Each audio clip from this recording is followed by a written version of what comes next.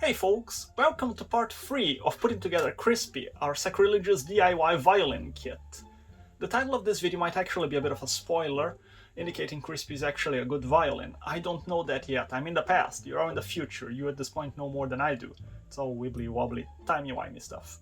Anyway, I'll give the giveaway info at some point during this video. Where we last left off, we were about to start varnishing Crispy. And what I'm doing now, I'm putting masking tape over the fingerboard area so to protect it from the varnish, because if varnish gets there, the glue will not stick to the fingerboard later. Violin varnish is rather complicated, so this video is not a tutorial on how to do it, but basically speaking, there's 3 types of violin varnish. It's oil varnish and spirit varnish and a combination oil and spirit varnish. We're going to use a spirit varnish that I made for Crispy. The first thing I'm going to address are Crispy's ribs that I've been bemoaning about since day 1. And this is what I meant when I said they are very ugly. These are very good quality ribs for another violin I'm working on, and you can see that they have very nice flaming and so very symmetrical and proportionate and even. Crispy is, well, he has some horizontal things going on, has staining in the wood, this one has rays here this way and lines and splotches, this one is doing strange bursts here. They are not pretty ribs by violin standards. A fellow luthier suggested that I use stains to even them out, so that's what I'm going to try.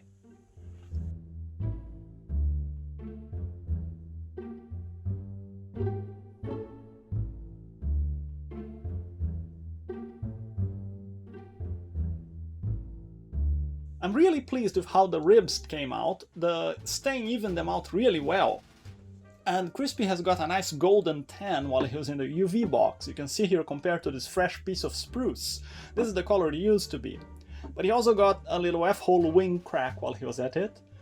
And this is a very common occurrence on wood that is not dried properly or long enough. And luthiers like to work with woods that are dried for 5, 10, 20, even more years. I doubt this was dried for more than a year. But it's a good thing that this happened while it was here under my care than once it's out there with somebody else. Let's get some varnishing started. And it's going to be about 2 minutes for you, about 2 weeks for me, more wibbly wobbly timey-wimey stuff. Now I have to get Ash out of the workshop because he can't be here while I'm varnishing.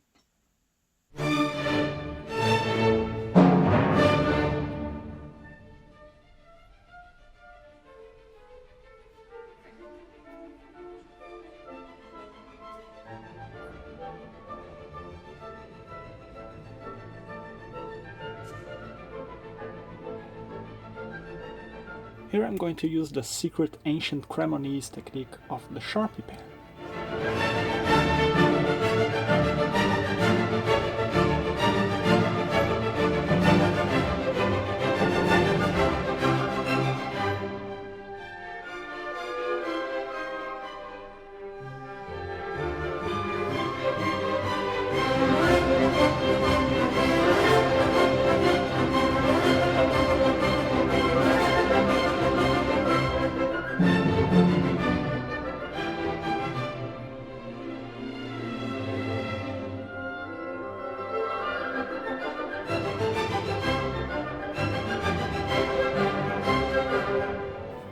I think I've butchered this corner here.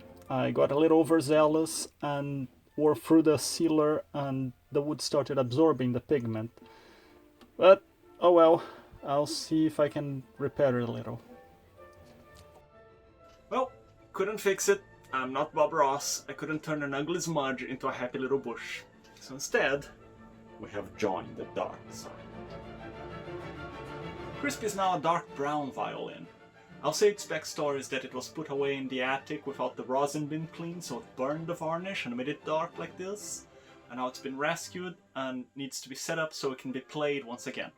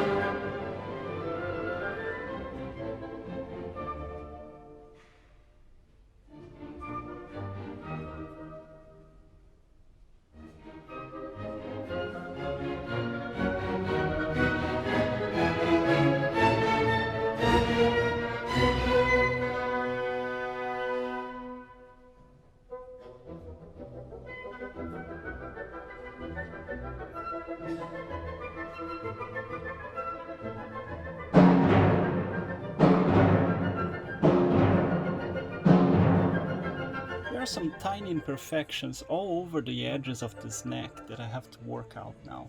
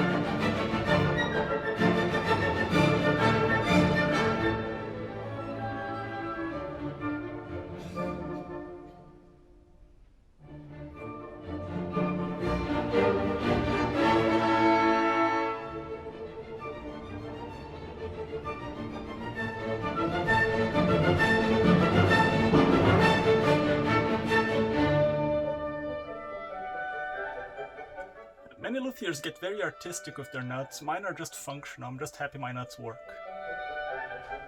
For the sound post, I'm going to use the blank that came with the kit because, surprisingly, it's very high quality.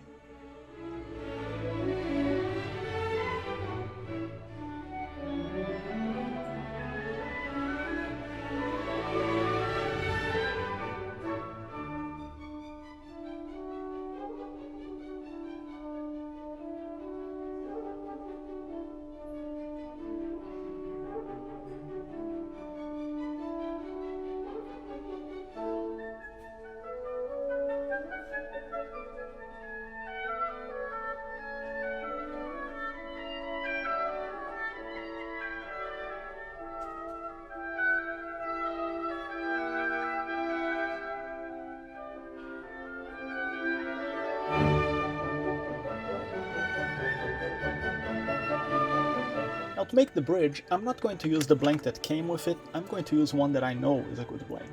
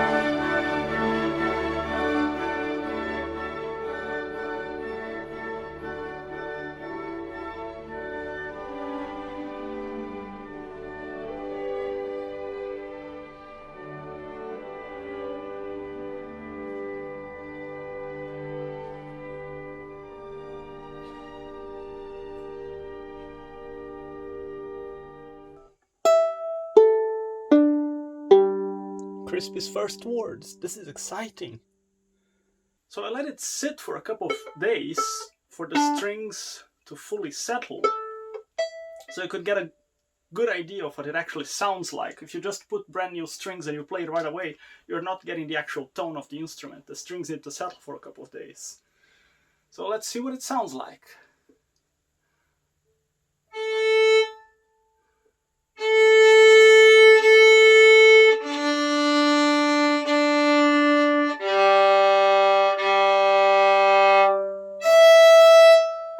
That's nice. That's promising.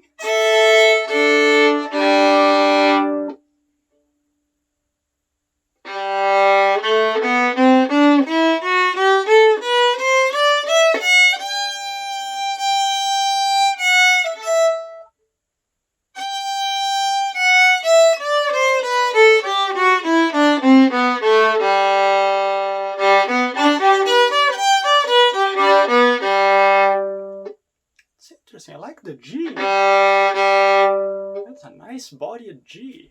Let's play something.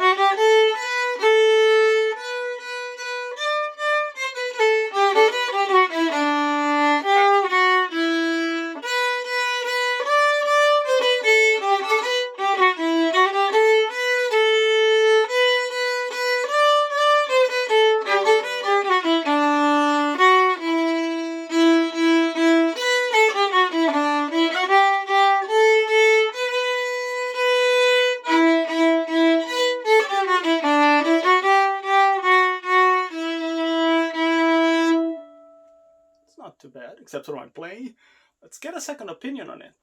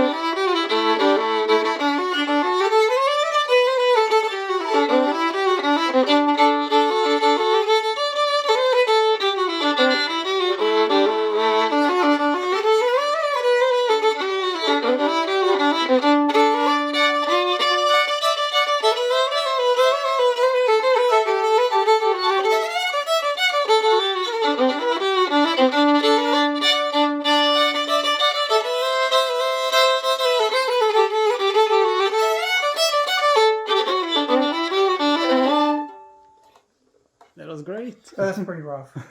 It was great.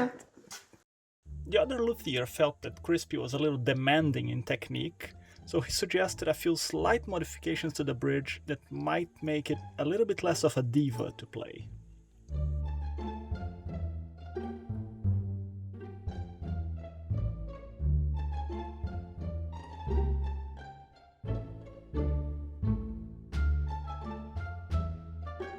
And here is the giveaway info. And I must start with some sad news, and that is that this giveaway is going to be for people in the continental United States only. I'm really sorry. I was looking forward to doing a worldwide giveaway, but at this time that is simply not possible for me due to a whole bunch of factors, from international shipping being rather expensive for a violin like this, to the fact that many postal services around the world are functioning at diminished capacity due to the ongoing pandemic. And many countries have taxes and tariffs for import items like this, and many countries actually have laws against this kind of stuff. We're not going to get into that. In the future, someday, I would love to do a worldwide giveaway, but this time it's going to be for the United States only. So here are the rules, which are posted in the video's description in detail as well. To enter the giveaway, no purchase is necessary, I'm legally obligated to say that. You must be in one of the 48 continental United States, sorry, Hawaii and Alaska. You must be over the age of 18. Sorry kids, it's too complicated to give things to minors. You must leave a comment to this video, starting exactly with the words, "I want the violin." You must write it exactly like that. The random choosing thing I'm going to use will look for those words. If you don't write them, it won't count your comment in the entries. After that, write a tiny bit of info, like you are a violin player, or you've always wanted to play the violin, or you scour YouTube looking for giveaways because free stuff is awesome. There is no need to BS or get too sentimental. It's just so it adds a little bit of flavor, so it's not an entirely faceless entry. The content of what you write there will not affect your odds of winning, but you must write something. If you just write "I want the violin," it will not count. Don't include any personal information whatsoever on your comment. You don't have to, but I appreciate if you subscribe to the channel. The drawing will take place during the live stream we have planned for Sunday, December 13th, 2020 at 4 p.m. Eastern Time. I will then contact the winner after that.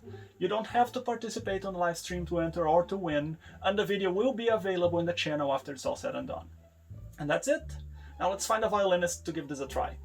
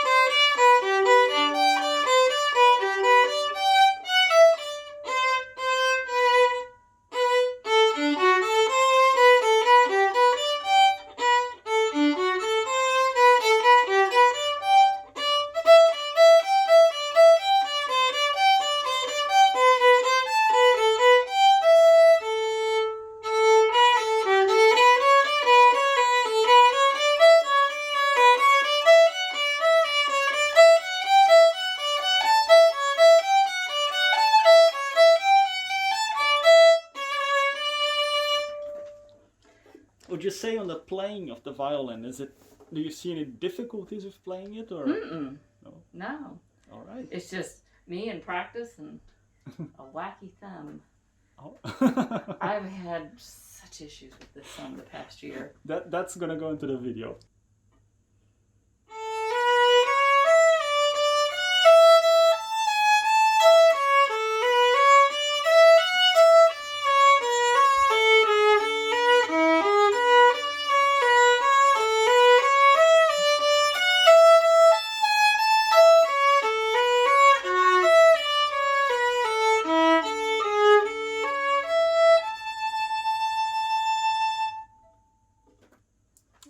Beautiful. The last note was very sweet. Mm-hmm. Sweet.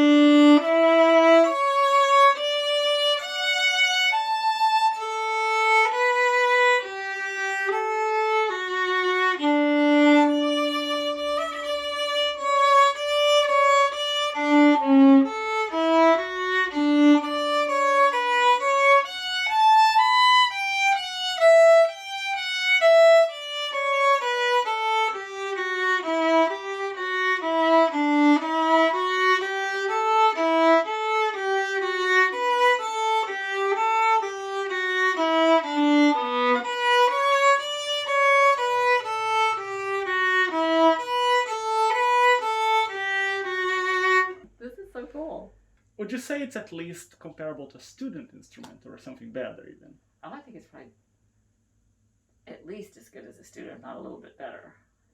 That's good enough for me. Because I think it really does sing, and student violins tend to be loud. Does that make sense? Yeah. And this has more of a singing quality to it. Yeah. So yeah. I'd say it's a student upgrade from a student. Yes. Yeah. Because student ones tend to just be loud, and this one has more of a voice. Has more color, has more. Yeah. Absolutely. Definitely. And there you have it. We had a casual player, we had a fiddler, and we had a violinist try this thing out. And as they say, the proof is in the pudding.